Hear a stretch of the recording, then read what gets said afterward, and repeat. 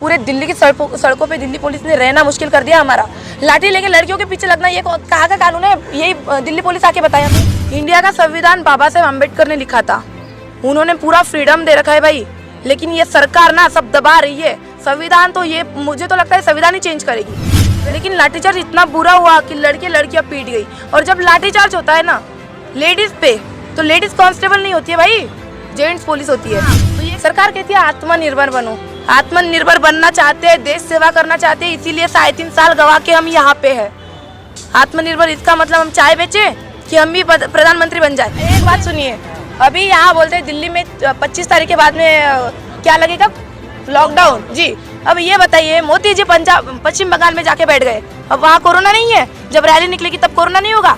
अब दिल्ली में कोरोना है, वो निकल जाएंगे तब यहाँ कोरोना आएगा, जब वापस आएंगे तब कोरोना निकल जाएगा।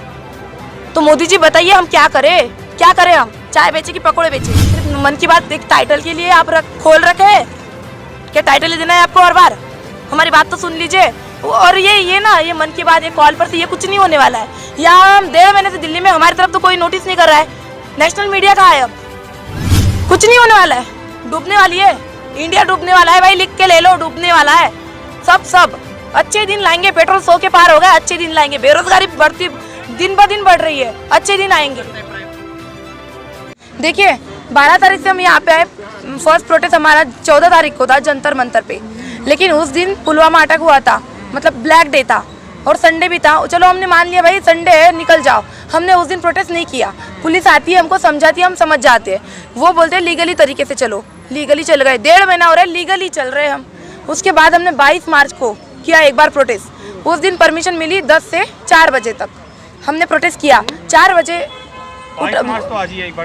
सॉरी 22 फरवरी को 22 फरवरी को हमारा प्रोटेस्ट हुआ था। उस दिन सर 4 बजे तक हमने किया। उसके बाद दिल्ली पुलिस अनाउंस करती है कि आप हट जाओ नहीं तो लाठीचार्ज होगा। हम एक दिन में प्रोटेस्ट होने से रहा है, एक दिन से सरकार सुनेगी तो नहीं। हमारा मानना था हम यही बैठे रहेंगे, लेकिन लाठीचार्ज इतना बुरा हुआ कि लड़कियां पीट गई। और जब लाठीचार्ज होता है ना लेडीज पे, तो लेडीज कांस्टेबल नहीं होती है भाई, जेंट्स पुलिस होती है। तो ये कहाँ का कानून है?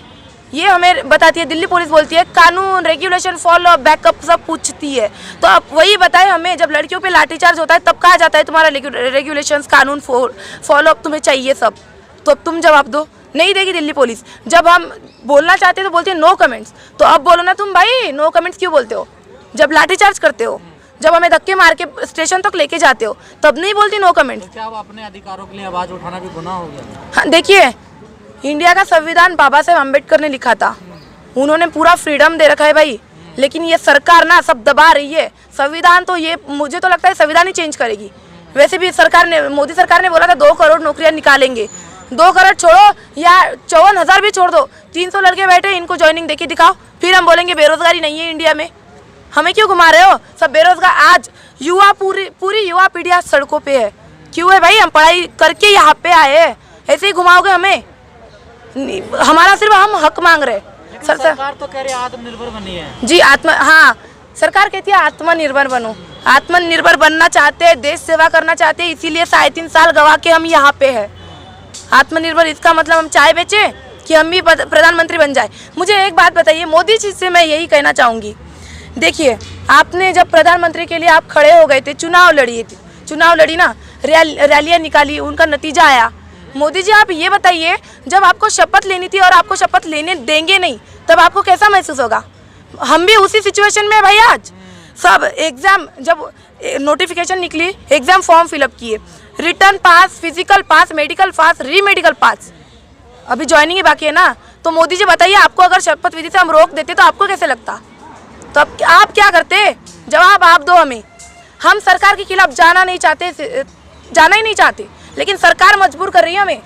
5 बार लाठीचार्ज खा चुके हैं भाई, लड़कियों पे होता है। आगे का क्या सोचा आप लोगों ने? देखिए बात बनी नहीं, आपकी मांग मानी गई। जी, हम कोई पॉलिटिक्स तो है नहीं कि प्लान करके आगे राजनीति करेंगे, सीधी बात है। देखिए हाँ, एक बात तो बोलूँगी मैं, जब तक ज्वाइनिंग नहीं तब तक घर नहीं, घर तो जाएंगे नहीं, चाहे कुछ भी हो जाए, लाठीचार्ज हो जाए, चाहे मारो भाई, एक तो मरो एक तो मरो या मारो बस यही। आपको यहाँ पर 1.5 महीने से ज्यादा हो गया, कैसे आपकी तो यहाँ पर बड़ा दिक्कतें आ रही होंगी आपको? बहुत दिक्कतें आ रही है भाई 1.5 महीने से। देखिए 8 दिन पहले से हम ठीक ठाक है गाजीपुर बॉर्डर पे, जहाँ पे सहारा मिला, रहने को मिला, खाने को मिला।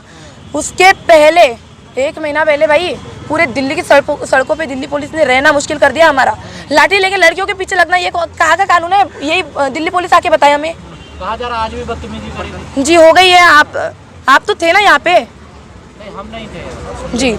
अभी भी लड़के को डायरेक्टली जाके अगर उनका कॉलर पकड़ रहे, स्टूडेंट है ना हम, हमारी वजह से तुम हो, तुम्हारी वजह से हम नहीं है, सरकार को बोल रहे हैं हम। आप जो है गाजीपुर बॉर्डर पे थे, वो भी ऐसी कह रहे हैं जब तक बिल वापसी नहीं तब तक घर वापसी नहीं, और आप भी ऐसी कह रहे हैं जब तक ज्वाइनिंग नहीं तब तक घर नहीं। देखिए कोई लिंक तो नहीं है आपका आपस में? देखिए भाई, लिंक अप की बात नहीं है। पहली बात, एक देश को चलाने वाला और खिलाने वाला किसान होता है, ठीक है, और एक देश सेवा और देश की रक्षा करने वाला जवान होता है। आज दोनों भी सड़कों पे है। हमारे मुद्दे अलग अलग है लेकिन भावना एक ही है भाई। तुम हमको न्याय दो, हम तो वर्दी मांग रहे हैं, देश सेवा करना चाहते हैं। अभी देखिए 3 दिन पहले की बात है, नित्यानंद रॉय ने अभी भी 3 दिन पहले नोटिफिकेशन में दिया है, क्लियर कर दिया सांसद में कि 47,000 पैरामिलिट्री फोर्स में जवान इस्तीफा दे चुके हैं स्वेच्छा से। उन्होंने खुद से इस्तीफा दे चुके हैं। क्यों दे रहे हैं? क्योंकि फोर्स ही नहीं है वहाँ पे। एक आदमी वहाँ पे, एक जवान पे ना 100 लोगों का काम है भाई। क्यों करेगा वो 100 आदमी का काम? यहाँ पे लड़के कैपेबल है, इनको यहाँ पे बैठ रखा है। हमको बुलाओ ना, हम तो तैयार है। लेकिन आप नौकरी की बात कर रहे हैं मैडम, लेकिन सरकार तो निजीकरण कर रही है तेजी से। देखिए अभी तक पूरा प्राइवेटाइजेशन हो चुका है। मुझे तो लगता है ये फोर्स ना, ये भी सब प्राइवेट ही हो जाएगा। देश सेवा का नाम ही मिटा दो, है ही नहीं। देश सेवा मतलब नाम हटा दो बुक में से। तुम्हारे कुछ करना नहीं, प्राइवेटाइजेशन करना है इनको, बस कुछ वही करेंगे अभी जी। लेकिन युवा यहाँ पर रोजगार मांग रहा है और मोदी जी सरकार जा रही है पश्चिम बंगाल में। हाँ, एक बात सुनिए, अभी यहाँ बोलते हैं दिल्ली में 25 तारीख के बाद में क्या लगेगा?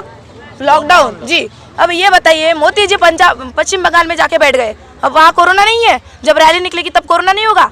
अब दिल्ली में कोरोना है, वो निकल जाएंगे तब यहाँ कोरोना आएगा, जब वापस आएंगे तब कोरोना निकल जाएगा। तो मोदी जी बताइए हम क्या करें? हम चाय बेचे कि पकौड़े बेचे? वो तो युवाओं को जो है बार बार संबोधित करते, कभी टीवी के माध्यम से, कभी एग्जाम के माध्यम से। उन्होंने अपना एक टाइटल मन की बात इतनी बार कॉल कर चुके हैं भाई, दिन में 10-10, 15-15 कॉल करके बता चुके हैं, लेकिन अभी तक उन्होंने वो मुद्दा आगे नहीं लाए। सिर्फ मन की बात एक टाइटल के लिए आप खोल रखे हैं। क्या टाइटल ही देना है आपको हर बार? हमारी बात तो सुन लीजिए।